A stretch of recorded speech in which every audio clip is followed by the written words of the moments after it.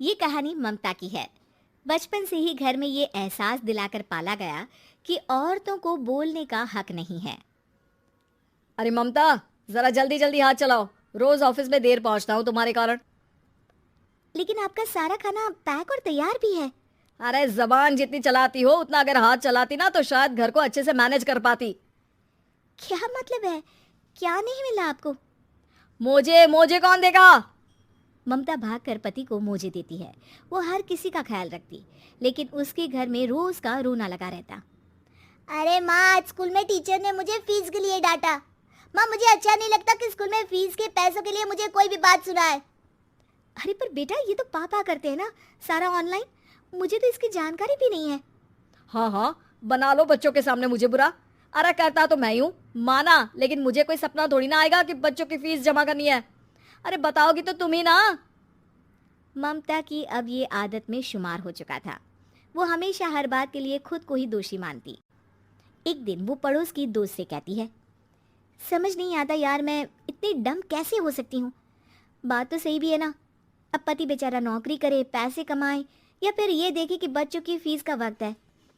क्या करूँ यार। पता नहीं, मेरे पति तो सारा काम खुद ही करते हैं। वो तो कहते हैं कि तुम थक जाती होगी, सारा दिन घर बाहर बच्चे। तो अच्छा, ऐसे भी पति होते हैं क्या? अरे क्या बात कर रही है? भाई साहब कभी तुझे किसी बात के लिए सुनाते नहीं? किसने कहा नहीं सुनाते? अरे ये पति चीज ही ऐसी होती है कि बिना पत्नी को सुनाए उन्हें चैन की नींद कहाँ आती है। तो तू भी परेशान रहती होगी कि कैसे, क्या, कब भूल गई। अरे वो तो मुझे बस इस बात के लिए ताना देते हैं कि मैं वक्त पर खाना क्यों नहीं खाती या पार्लर जाकर अपनी साज सज्जा क्यों नहीं करवाती। पड़ोसन बोल ही रही होती है कि ममता के बेटे की आवाज आती है। अरे माँ, क्या हो गया? लग नहीं रहा कि आज आप मुझे पानी भी देगी। अरे कब से खाने के लिए वेट कर रहा हूँ। अरे यार, मैं चलती हूँ, बेटा खाने के लिए वेट कर रहा है। मैंने उसे खाना भी नहीं दिया। अरे 12वीं में पहुंच चुका है तुम्हारा बेटा, उसे बोलो खुद पानी लिया करे। मैंने तो अपने बच्चों को काम करना सिखाया है। अरे यार, खुद की भी तो कोई लाइफ है। माना जब नहीं कर सकते थे तो किया, लेकिन अब इतने बड़े बच्चों की हर बात मानेंगे तो मुश्किल तो अपने को ही होगी। ममता को पड़ोसन की बात में दम तो लगता है, लेकिन करे क्या, आदत भी तो खुद ही ने डाली थी। ममता घर जाती है कि तभी बेटी आ जाती है। माँ, परसों मुझे एक शादी में जाना है। तेरी वो जो लाल वाली साड़ी है ना, उसे दे देना। मैं आज जाकर टेलर को दे दूंगी, वो उस साड़ी से सूट बना देगा। अरे नहीं नहीं तारा, वो मेरी माँ ने मुझे दी थी और उस साड़ी से मेरी काफ़ी भावनाएं जुड़ी हैं। तुमको ना मैं दूसरी साड़ी दे दूंगी। ओके, कोई बात नहीं, लेकिन आज दे ही देना पक्का। तारा माँ की साड़ी से सूट बनवाकर पार्टी में जाती है, लेकिन जब वो पार्टी से लौटती है, क्या है, मैं तो समझ ही नहीं पा रही हूँ। अरे जब वो साड़ी मांगी थी तो ये छल्ली सी साड़ी क्यों दे दी? मैं ही पागल थी जो इस साड़ी का सूट बनवा लिया मैंने। माँ, जानती भी हो कि कॉलेज में मेरी कितनी हंसी उड़ी। तभी वहां ममता का पति सुनील आ जाता है। अरे गवार औरत, जब बेटी साड़ी मांग रही थी तो दे देती ना। अरे पापा, इनके तो इमोशंस जुड़े थे उस साड़ी से। ममता इतने सब के बाद भी कुछ नहीं बोलती। मेरी बेटी की बेइज्जती हो गई। मैं बिल्कुल बर्दाश्त नहीं कर सकता ये।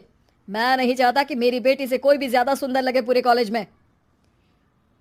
जी, वो पढ़ने में तारा बिल्कुल अच्छी नहीं है, उसकी पढ़ाई पर आप ध्यान दीजिए ना। अच्छा, अब तुम मुझे बताओगी कि मुझे किस पर ध्यान देना और किस पर नहीं। रमेश जैसा ही ये वाक्य पूरा करता है, ममता की बेटी और पति उस पर जोर जोर से हंसते हैं। अरे ठीक है ना, पता ही नहीं चला कि कैसे वक्त इतना बीत गया। अरे कैसे पता चलेगा माँ, हम लोगों के पीछे जो तू बैताल की तरह चिपकी रहती थी, तुझे कैसे वक्त का पता चलता? ममता को पहले सास ससुर, फिर पति और बच्चों की तरफ से इस तरीके की बातें सुनकर उसका मन बहुत दुखी रहता था। एक दिन, सुनो ना, बहुत दिनों से कमर के नीचे बहुत दर्द रहता है। कल मैंने देखा तो एक फोड़ा था। अरे ममता, एक बार अपने पति से बात करो, वो तुम्हारा फोड़ा डॉक्टर को दिखा देंगे। अरे नहीं नहीं, वो तो गुस्सा हो जाएंगे। अरे क्यों गुस्सा हो जाएंगे? तुमको दर्द है? हाँ, लेकिन वो यही बोलेंगे कि ऑफिस जाऊं या फिर तुम्हें लेकर डॉक्टर के पास। तो बेटे से ही बात कर ले। अरे वो तो मैं कर लूं, लेकिन फोड़ा है ऐसी जगह कि उसे बताते मुझे शर्म आएगी। लेकिन कुछ ना कुछ तो करना ज़रूरी है ना। ऐसे कब तक फोड़े के दर्द से तड़पती रहेगी? अब तो सोच रही हूँ कि इनसे बात कर ही लूँ, वरना दर्द के मारे कहीं मर ना जाऊं।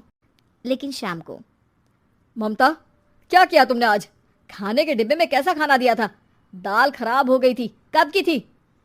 दाल तो मैंने सुबह ही बनाई थी, खराब कैसे हो गई? अच्छा सुनिए ना, मुझे कहना है कि अरे गरम दाल बंद करोगी तो ऐसा ही होगा ना। बेइज्जती हो गई सबके सामने मेरी। ऑफिस वालों ने ऐसा मजाक उड़ाया कि क्या बोलूं। कल से ठीक से खाना देना है तो देना, वरना खाना देना बंद कर देना। बाहर खा लूंगा मैं। ममता जो पति से अपनी परेशानी बताने वाली थी, वो अब ये सोचने लगती है कि कल से पति को खाने में क्या दे। अगले दिन ममता थकी थकी सी हालत में, आप लोगों के लिए नाश्ता बना दिया है, खाना बनाने की हिम्मत नहीं है आज तो। रात भर सोकर थक गई है ना, इसीलिए तो खाना नहीं बना सकती। हिम्मत नहीं हो रही है, मैं बस सोने जा रही हूँ। बस मैडम को सोने का बोल दो, फिर देखो कैसे सोती रहती है। माँ फिर वही पराठा सब्जी। अरे हमारे साथ के दोस्त एक से बढ़कर एक नाश्ता खाना लेकर आते हैं, आप तो बस। सभी घर से निकल जाते हैं, लेकिन जब शाम को बेटा घर आता है तो घर में अंधेरा रहता है। बेटा लाइट चलाता है। क्या माँ, तुम्हारा भी जवाब नहीं है बिजली का बिल बचाने के लिए? वो बोल ही रहा होता है कि सामने माँ जमीन पर लेटी मिलती है। वो उसके पास जाता है। अरे माँ, क्या हो गया माँ? तभी वहाँ पड़ोसन आती है। अरे बेटा, तुम्हारी माँ के पैर के पास एक फोड़ा है, जिसके कारण ये लगातार कमज़ोर होती जा रही थी।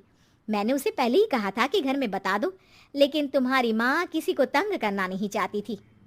तभी वहाँ डॉक्टर आ जाता है। अरे इनके ऑर्गन में दिक्कत है, कोई बात है जो इनके मन में खटक रही है। अरे नहीं नहीं, इसके मन में कोई बात नहीं है। कोई काम है नहीं ना इसके पास, सारा दिन बस घर में ही रहती है। देखिए, मैं तो ये नहीं जानता, लेकिन हाँ, इनके मन में हमेशा कोई बात रह जाती होगी, इसीलिए उनकी ये हालत है। अगर आप समय से नहीं ले आते तो हो सकता था कि। अरे नहीं नहीं डॉक्टर साहब, हम पूरी कोशिश करेंगे कि वो ठीक हो जाए। हम लोगों ने अपनी ही परेशानी माँ के सामने रखी, लेकिन किसी ने माँ की दिक्कत को जानने की कोशिश तक नहीं की। हाँ, मैंने भी ममता को हमेशा घरेलू ज़रूरत से ज़्यादा काम का नहीं सोचा था।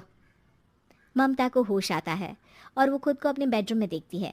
वो उठने की कोशिश करती है कि माँ, अब आप नहीं उठेंगी, हम लोग है ना, हम लोग आपको पूरी तरह से खुश रखने की कोशिश करेंगे।